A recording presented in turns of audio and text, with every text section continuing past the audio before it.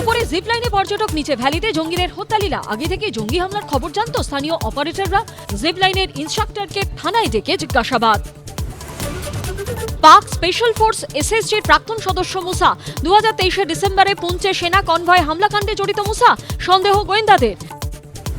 ভারতীয় অফিসারের নাম বলে ফোন করে তথ্য নেবার চেষ্টা। হামলার পর আইএসআই এজেন্টদের ফোনে কথোপকথনের রেকর্ড প্রকাশ্যে।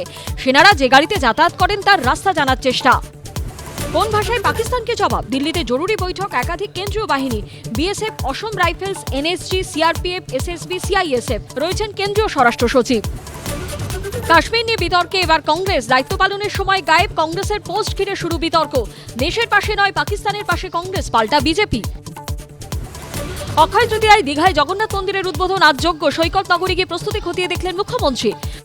সবার জন্য নতুন একটা কৃষ্টি, একটা সংস্কৃতি, সংস্কৃতি।